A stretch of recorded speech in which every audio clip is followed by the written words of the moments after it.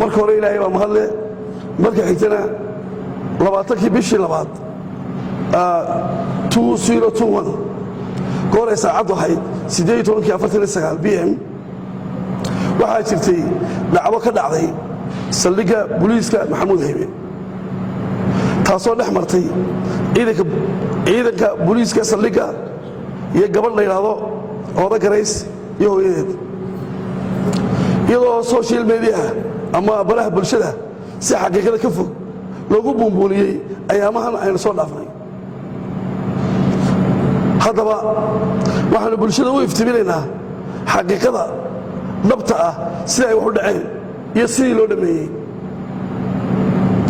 20kii bishii labaad 2021 abaaro 18:49 gabadh la yiraahdo Ooda Garays iyo hooyadeed Suleekha Cabdulaahi gaari Suzuki ah oo ay wateen ayaa si xoog ah ku soo galay saldhigga booliiska Maxamuud Haybe goor gobol ku dhacay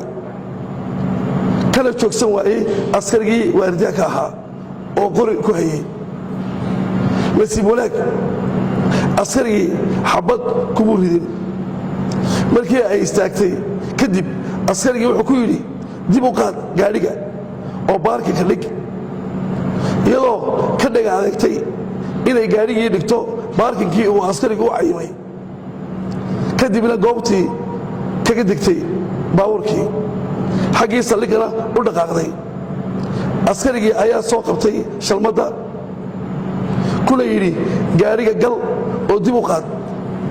kadibna askarigii ayay dhirbaaxo u dadejisay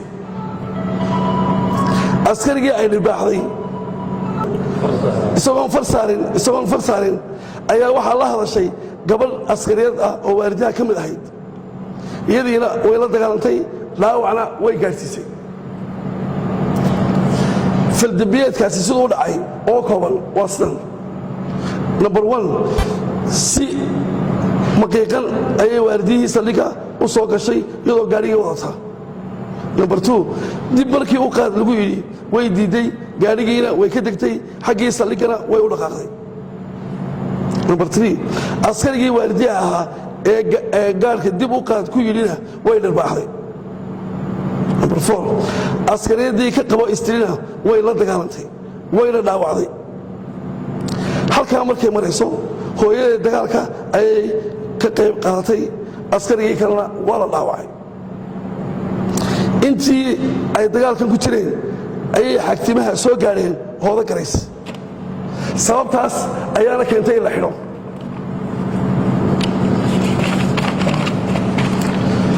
xariga kadib waxaa ciidanka booliiska u yimid odayaasheedii oo uu ka mid yahay caaqilkeedii waxay ka garaabeen falkii khaladka ahaa ee ciidanka booliiska lagula kacay haaligelinna way ka bixiyeen wixii meeshaa ka dhacay waxaanay codsadeen in loo sii daayo eedaysanayaasha waxaanay ballan qaadeen in aanay wax dambe oo khaldaad ah ku samayn doonin ciidanka booliiska taasoo ku cad nootaayada sharciga ah ee halkan aan idinka tusayo iyagoo oo miyirkooda iyo maankoodaba qaba ayay hooda iyo hooyadeedba saxiixeen nootaayada sharciga ah oo lagu sii daayay iyo odayadoodii iyo caaqilkoodii iyo waxgaradkoodiiba waxaa nasiib darro ah in ceebayn iyo sumcadilis loo geliyo baraha bulshada ciidanka booliiska iyadoo aan ciidanka booliiska waxba laga weydiinin ilaa hadda oo xafiiskii uu taliska ciidanka booliiska sameeyey cabashada xitaa mayna imanin oo aan la iman xitaa ilaa iminka halkaas waxaa ka cad in ujeeddada laga leeyahay ay tahay in ciidanka booliiska iyo bulshada colaad laysku geliyo cid kastaaba dabada ha ka riixaysay haddaba laga bilaabo maanta cidna ka yeeli mayno aflagaado ceebayn kutubasho sharci iyo kala dilista booliiska iyo bulshada ay dadka qaar caadaysteen shaqana ka dhigteen waxaana isla taagi doonaa sharciga iyo cadaaladda haddii ilaahay yidhaahdo arrintan hoola garays iyo hooyadeedna garsoorka iyo cadaaladda ayaanu horgeyn doonnaa haddii ilaahay yidhaahdo